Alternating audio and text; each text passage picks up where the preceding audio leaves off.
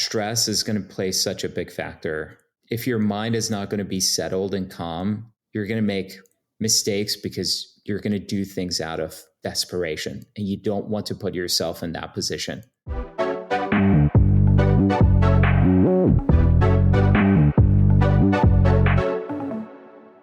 Welcome to the 23rd episode of How I Built My Small Business, the show that is dedicated to sharing the insight that entrepreneurs have about how to start and grow small businesses. Join us as we unravel the stories behind their entrepreneurial journeys. I'm Anne McGinty, your host, and today we'll be talking with Ali Navid about his journey from the corporate world to crafting Thriving Mindset's financial education programs.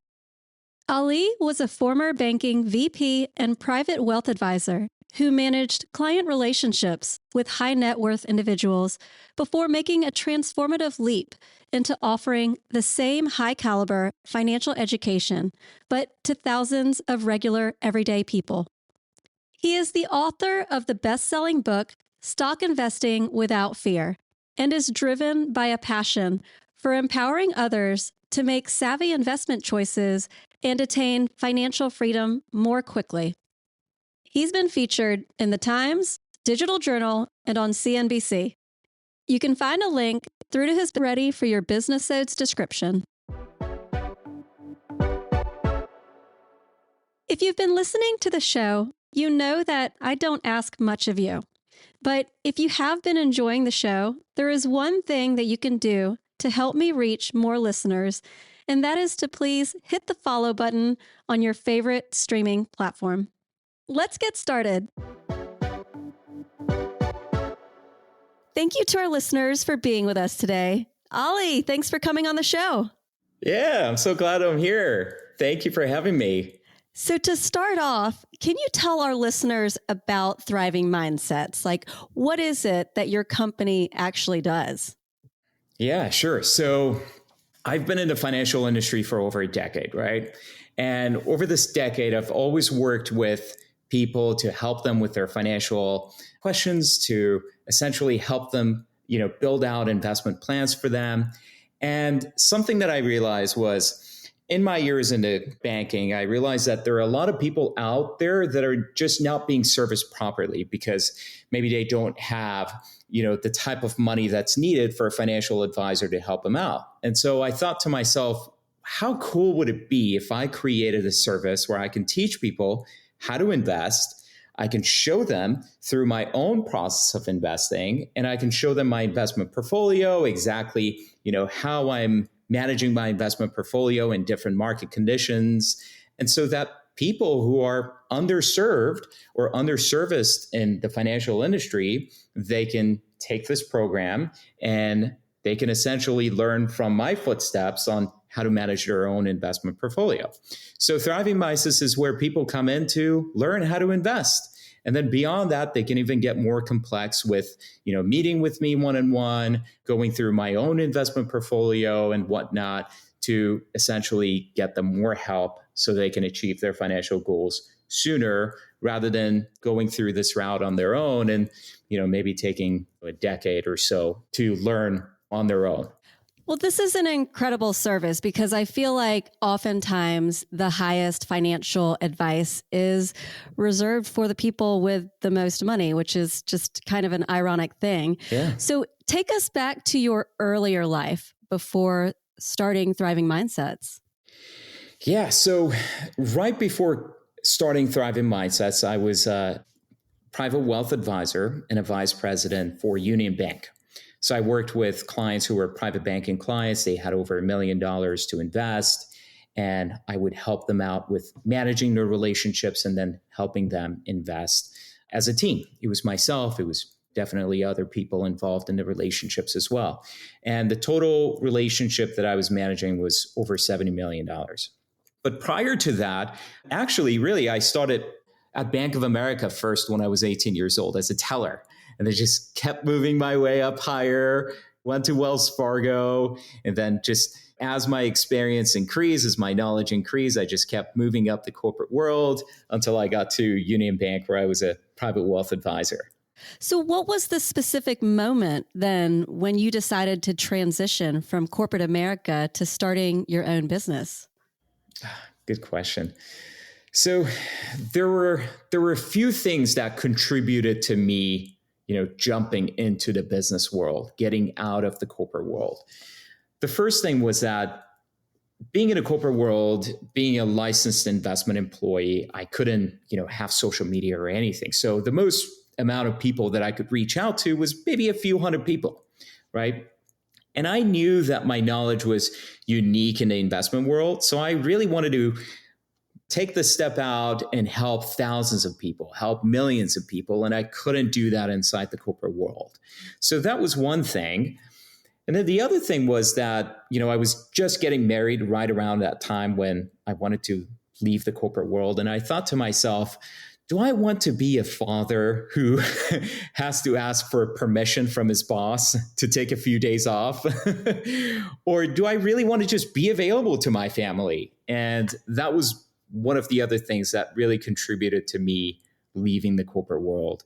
And then the last thing was that, and I think a lot of people can agree to this, is there's a lot of times where you have to change your personal values to, shift that and shape that in a way that the corporate world is asking you. And so sometimes you have to step on your personal standards and lower that personal standard to be something that the corporate world wants you to be. And that was something where you're probably okay with when you're in your 20s, or maybe you just don't have enough money to save and you can't do something on your own. But there's a point in life where you say, you know what, I'm just not going to do that. I'm going to keep my personal values and I'm not going to change that for another company. And so those things were the three major contributions that led me to decide that I need to get out of the corporate world and start my own business. Well, those all sound like incredible, very heart-centered reasons. So Yeah. good for you. Thank you. What were the first steps that you took once you decided, okay, I'm going to do this. I'm going to start Thriving Mindsets. What did you do next? So I knew that if I wanted to start a business where it's, my face is in the social media world, I knew that I'm stepping into a very saturated world, right? Anything you do today, you're stepping into something very, very saturated, whether it's podcasts, whether it's finance, whether it's fitness, it's just all saturated. So how do you stand, how do you stay unique? So what I did was, the first thing that I did was I published a book because I wanted to have some credibility. I wanted for people to look at me and say, oh, this guy knows something. This guy is out there. So I published a book and I worked really hard to get it to about 100 reviews because I thought, 100 reviews is going to be where people are going to say, okay, this guy is legit. So that was the first thing that I did. And then beyond that, I started taking courses to learn how to run a business online because there's so many things. There is doing videos, there is editing videos, there is building up a website, there is building up a course, there is, marketing, email marketing, social media marketing. There's just so much that you have to learn as a business owner in the beginning. And you have to do all of these things on your own at first. So, I looked for some courses. I think I paid a couple of $1,000s to learn all of this. So I think the first few months, I was just learning. I was a student. Wow. Can you share the courses that you took? Yeah. So, I don't exactly remember the names, but I remember there was a course on video editing. There was a course on building courses. And then there was a course on email marketing. And then there was a course on how to build up your website, how to design your website, how to build funnels. So there were quite a few things. It's amazing because when you talk about it, it's like, well, yeah, that makes so much sense. Of course, anybody can learn how to do anything, but hearing you lay out exactly which courses you took just makes it make a lot more sense. Yeah. So how much capital did it require to get started? So my book, I think it costed me about $7,000 to write my book, to pay editors, do the book design, all that stuff. It was about $7,000. I paid a couple $1,000s to just learn from courses. There was another $2,000 where I paid for the software to run my website, to run my course. So what was it like taking a leap from a steady paycheck to the unknown? So in the beginning, you have a lot of fear in you. You're very nervous because, I came from a job that was paying me well, and I was getting married. And imagine you're a married man and you're going from this high salary to zero, right? So it's really scary in the beginning. And the fear comes from not knowing what to expect. You just don't know what to expect. You know that there are a set of things that you need to do, but you don't exactly know where you're going to end up a year from now. And so the fear is a lot in the beginning, but as you just keep building up and building up, you start to see small results coming in. That fear starts to go away, and you know exactly what you need to do to just keep building that and making it bigger. And to get your first students to sign up, what was that process like? So it's funny because in my first few months, I was just putting out videos on social media, right? I was putting out videos as much as I can. And one of my videos finally just got really viral on Facebook. I think at the time I had like 500 followers on Facebook. And then all of a sudden, one of them just got really viral. And I woke up one day, I had like 5,000 followers, and then I had 10,000, and I had 15, and I got to 20,000. I was like, oh my gosh, this is working. So finally, out of that one video, I remember I had people reaching out to me and saying, hey, what's the TMV6 algorithm? Hey, what's the Pro Investor program? And so that was the moment where I got my first few students. It took a lot of videos, but there was one video that just did really well. And that's where I started getting students into the program. And that first student, did they know that they were your first student? I don't think they knew. It must have been a little bit, with every business, right? It's clunky at the beginning and you're sort of working out your systems. Yeah. But it sounds like it went through, and I assume that the program has continued to develop from there. Can you share a success story from someone who has benefited significantly from your financial education programs?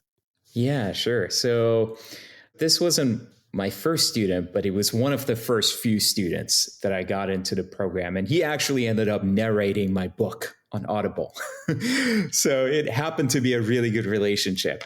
His name is Mike, super nice guy, semi-retired, very mellow, just an awesome, awesome person. He was in his 60s. And he thought, after going through narrating my book and talking to me multiple times, he thought, Ali would be a really good person to meet with and have him manage my portfolio. And I had to break it to him that, Mike, I'm sorry, I can't manage portfolios anymore. I'm out of that world, but I can help you build up your investment strategies. And so we ended up doing a few one-on-one sessions. And afterwards, I built up his investment strategy for him and his wife according to being retired. And fast forward a year, we actually met, I think, about a month ago, and he's done incredibly well. I think he's probably close to about $100,000 in profits from that meeting, which happened to be just super awesome, super awesome. Well, and I don't mind sharing. I follow you on Instagram, and I took one of your tips and I made an investment based on it, and I made 10 grand in a month. So awesome. Thank you. I'm so happy to hear that. So when did you know that your business was going to work? When did that fear just completely disappear? Or maybe it hasn't, but was there a point that you reached when you thought, I'm onto something and this is going to work? Yeah. So I think I started feeling really comfortable when people started reaching out to me. So my Pro Investor program, there's a limit on how many people I can bring into the program. And I'm working really hard to increase that limit. But for now, there's a limit. So I started feeling really comfortable when people reached out to me and saying, hey, can I join your program, please? I know there's a limit. Can I join your program? And I felt really good at that point, just knowing that there are people out there who want to join and they can't wait to join. Just it put me in a comfortable mindset that I'm doing the right things. And I just need to continue doing the same things at a bigger scale to grow the business. And what is the reason for the limitation on how many people you can bring into the program at any given time?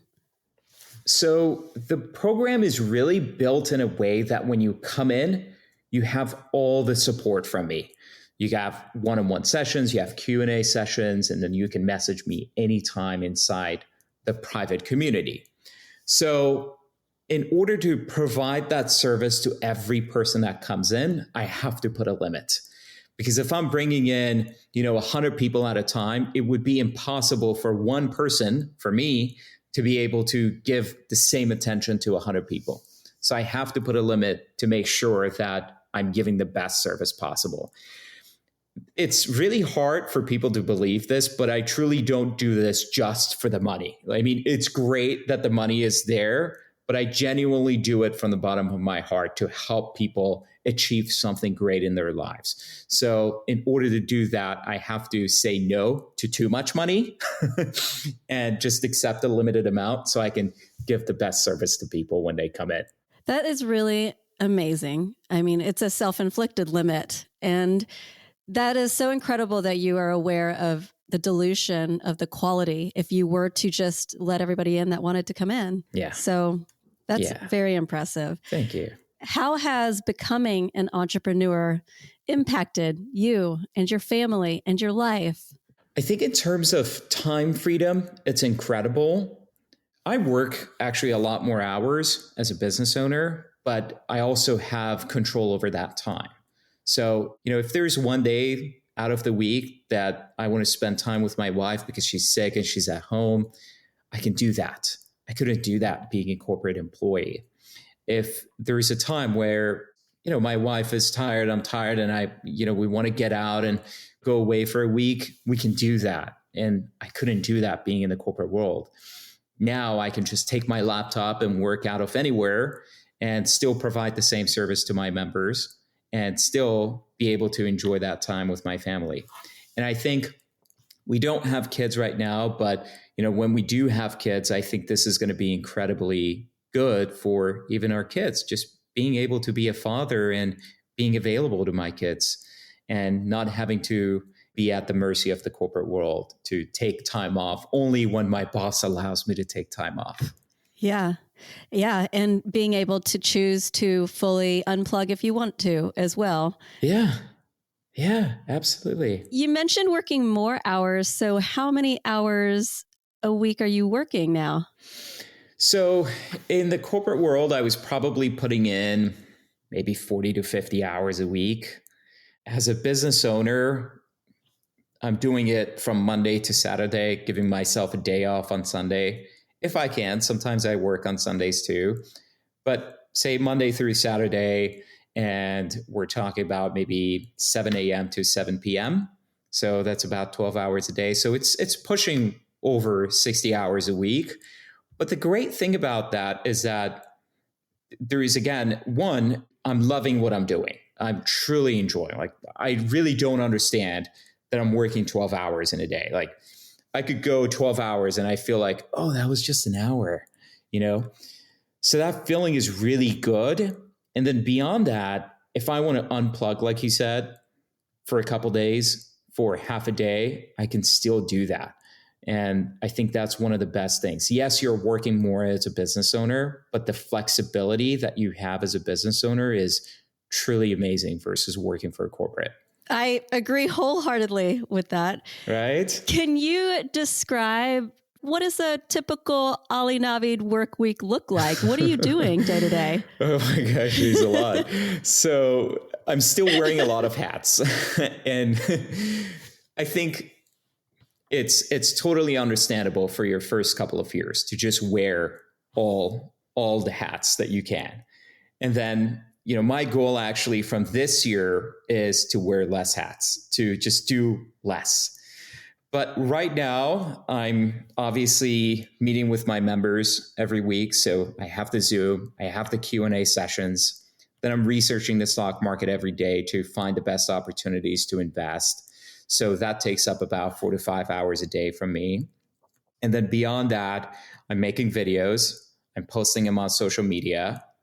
And I also am trying to be in more social media platforms. So that's also another extra couple hours a day. And then beyond that, I'm working on the website. I continue to work on the program to bring in more education inside the program. So I'm constantly redoing my videos. I'm constantly adding more videos to the program to bring more education. So it's a lot of work. It is, but you're building something. And like you said, the first couple of years, you got to hit the ground running. You got to do it. Yeah. So, yeah, exactly. Can you discuss the evolution of Thriving Mindsets from your initial vision and maybe how it's transformed up until this point and maybe what you see for the future too? Yeah. So in the beginning, it was just a course. Like that's it. When I first thought of Thriving Mindsets, I said, okay, I'm going to build out a course and I'm going to call it the 30-Day Pro Investor Program. And it was designed so that you learn everything in 30 days. So you take my decade of experience and you learn it in 30 days. So it was just a course. And then as I kept building out the program, I started to find out what people were looking for and how the program needs to be designed in a way that makes people's lives simple, right? That I bring in something where people can take it and it's super simple for them, right? I brought in the TMV6 algorithm where people don't need to be experts in technical analysis. They can just put an algorithm on their charts and the algorithm tells them when to buy a stock at deeply discounted prices. And then beyond that, I started sending out investment alerts. So every time I bought and every time I sold a stock, I told people what I'm buying and what I'm selling. So everyone had the opportunity to capitalize on my research instead of doing research on their own.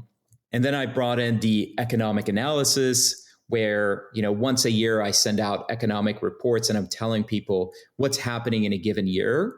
That way they don't have to look at thousands of indicators and charts to find out what's happening in the economy. I'm taking that and I'm bringing it to them. And then beyond that, then the one-on-one sessions came in, the Q&A sessions came in, the private community came in. So it just kept evolving and becoming better and better and better. And to anyone out there who wants to build a business, the thing that I say is start out, but be open to the fact that your business model is going to change over time. As you learn more about your clients and your prospects, you are going to need to evolve to better serve the world that you're looking to focus on. Yeah, so stay flexible. Stay flexible. Absolutely. Because it's going to constantly change. How did you figure out what it was that people were looking for? Did you hold interviews or were you just looking at comments from the book? Like, how did you figure that out? So it's probably a combination of a lot of things. One, the feedback that I get from people. Two, sometimes a lot of the feedback is just people's hesitations. You have to figure out what is it that's holding people back from doing business with you. And a lot of times they're not just going to tell you that. You have to do a lot of digging, right? So finding out what are people's hesitations. And then three, one of the things that you can do is to go on Reddit, to go on other social media platforms, and even to go on Amazon and read through people's comments. So let's say, if you're in a fitness niche and you want to see what is it that people are looking for, go on Reddit and find out what questions people are asking. Go on Amazon and look at, fitness books and go into the comments section, the review section, and find out what is it that people don't like about the book. And you can start implementing that in your business or your program or your course. And then go out into social media platforms and look at the gurus out there, people who have 500,000 or a million followers, and look at what comments people are putting in on the videos, what questions they're asking. And you can get a lot of indications as to how to build out your business to cater to those people. Because essentially, as you start putting out videos and you start marketing yourself, people are going to notice that, you know what, Ali is offering something else that's different from everybody else and is offering all of these really good things that I never thought I needed it. But now that I think about it, I need all of those things. That is so savvy.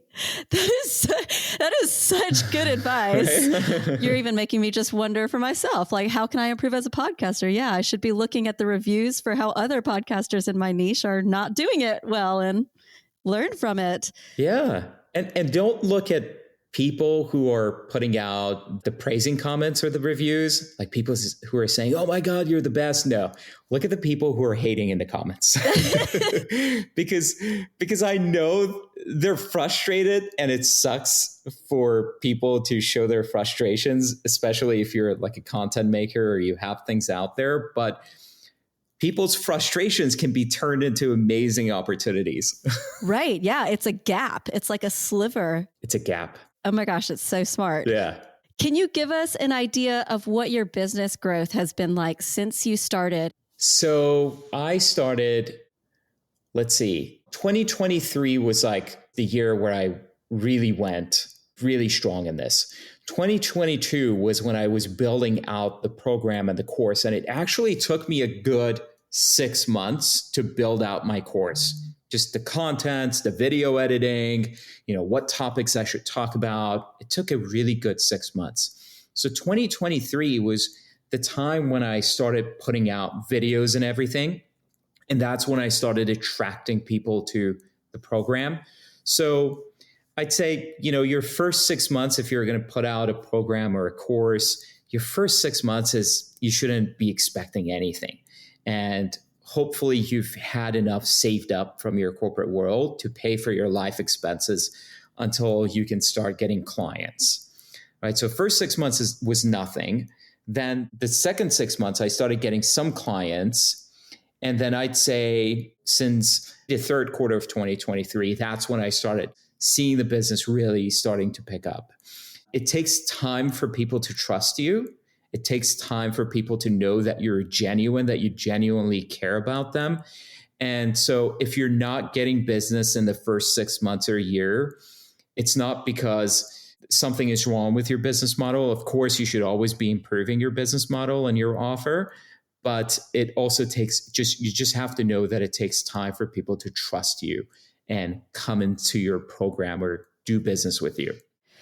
And have you been doing anything to just help keep yourself sort of mentally and emotionally lifted? Because I know at the beginning of a business, when the revenue's not coming in as quickly as you want it to, the first 6 months, it can be very disheartening and it can give you self-doubt. Yeah. And it can make people feel like they have imposter syndrome. I mean, I know that's a very used word these days, but it's real. Yeah. So how did you navigate that part of the process?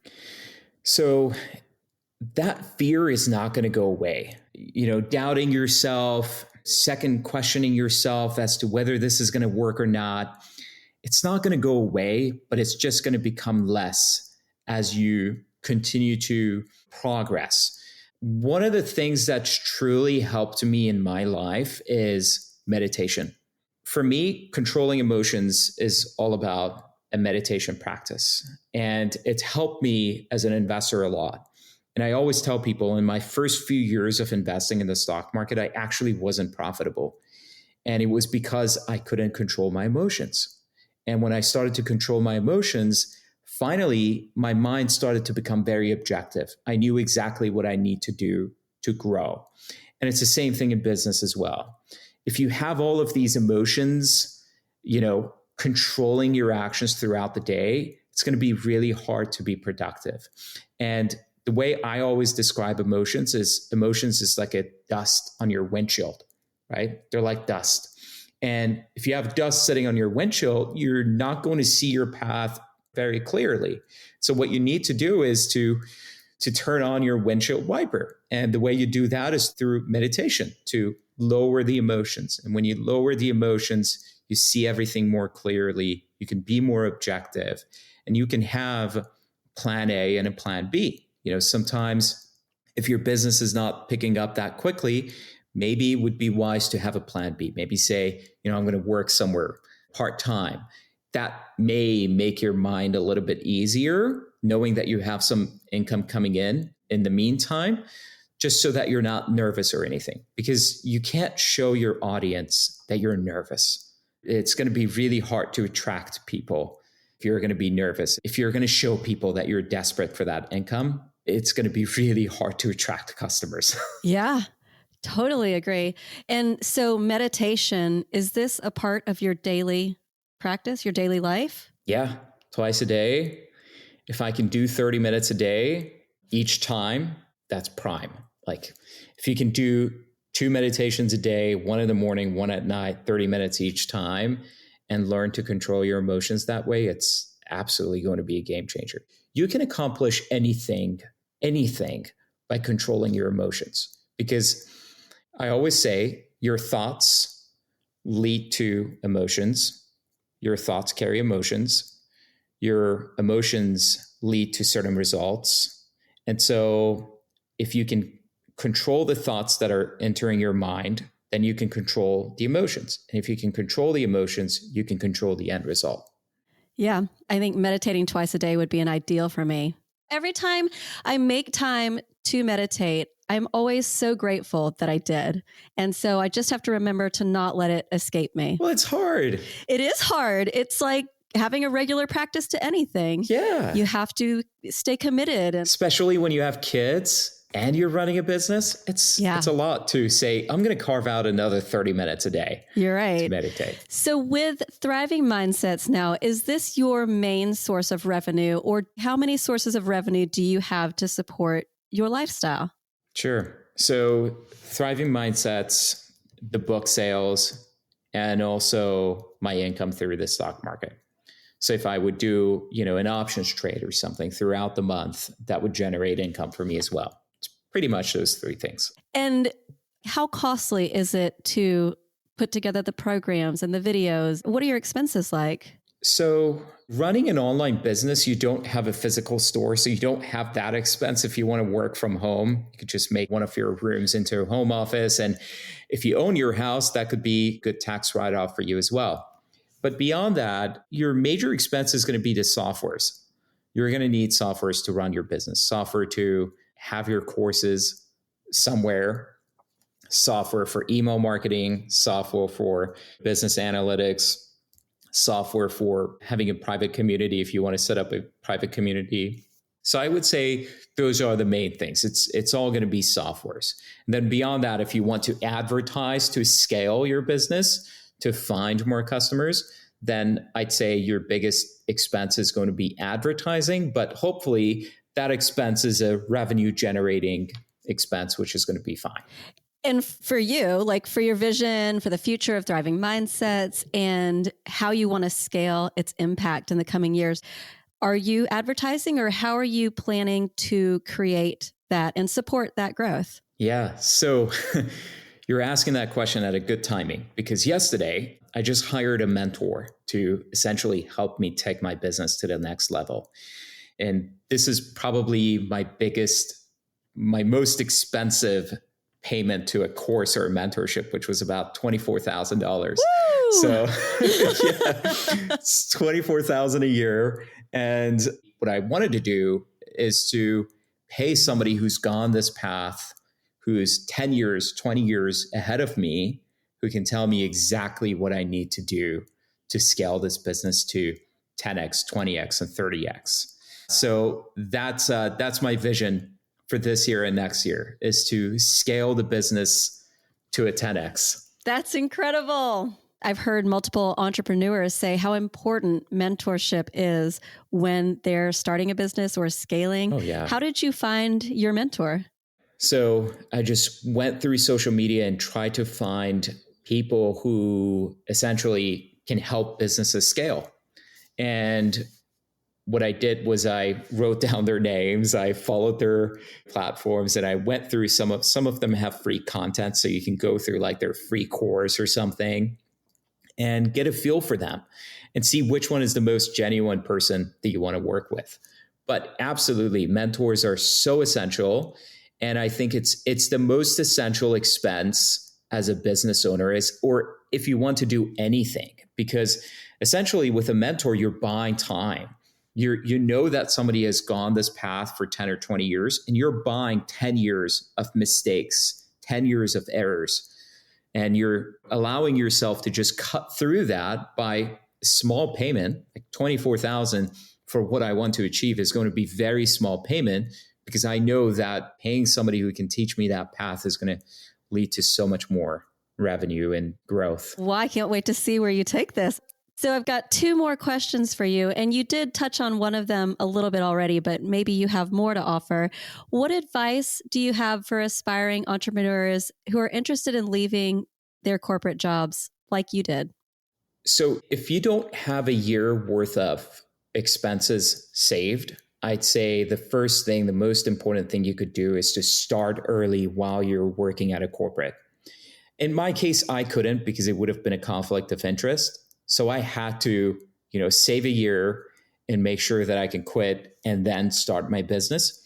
But if it's not going to be a conflict of interest for you, then make sure that you start ahead of time. There's so much that you can learn by starting a year early. If you put in an extra 3 hours a day and just take some courses, build out your website, research what you want to offer to people, and make your offer really good. If you can do that in your first year, and if it's not a conflict of interest, like start putting out content in social media, that would save you out a lot of time. And doing this while you're making an income from your corporate world, you're not going to be nervous. You're not going to have that anxiety that, oh my gosh, I need to generate revenue today because I need that money this month to pay for my expenses. It's having that safety net. Yes. And I know exactly what you're talking about because I've seen other people who have started businesses, but they've really needed them to take off immediately.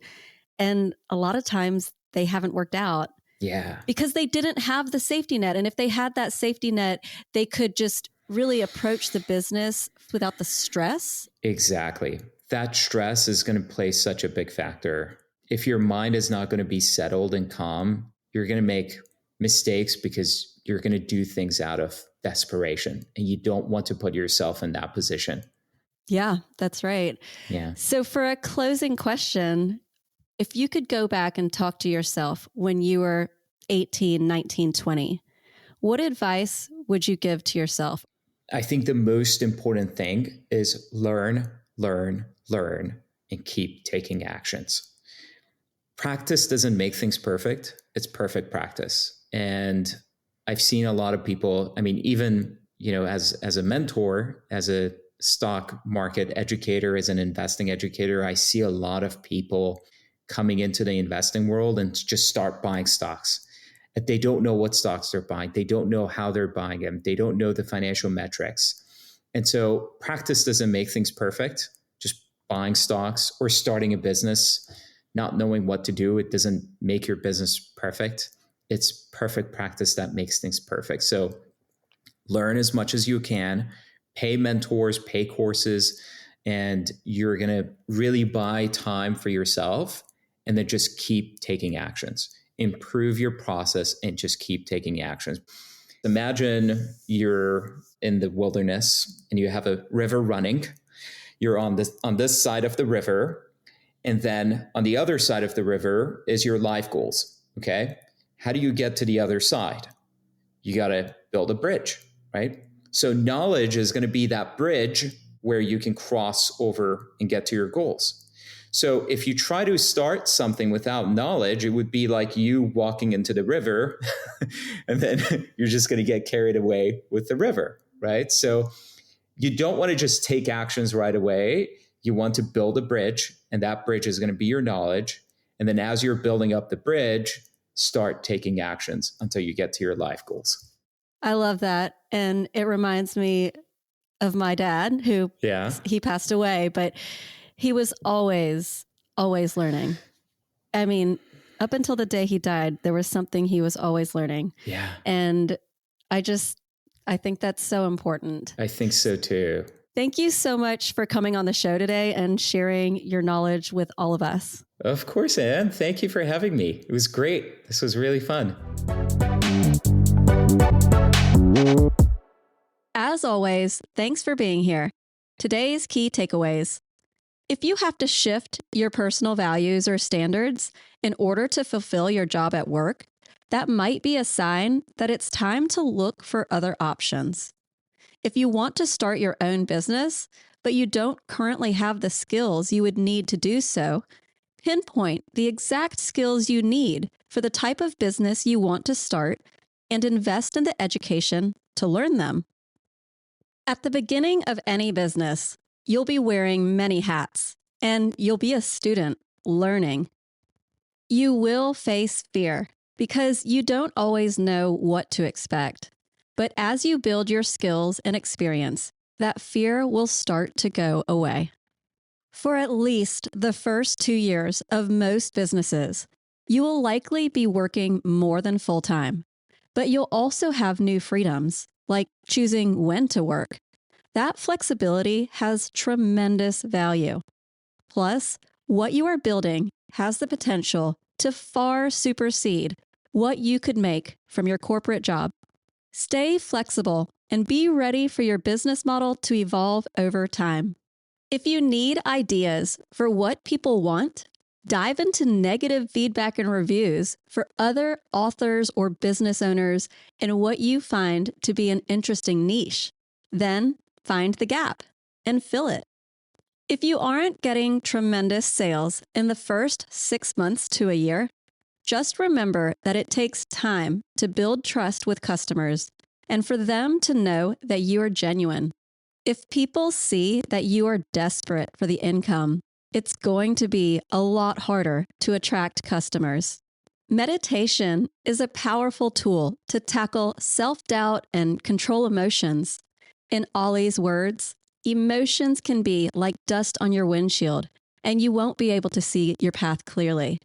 Your thoughts lead to emotions, and if you can control your emotions, you can control the end result.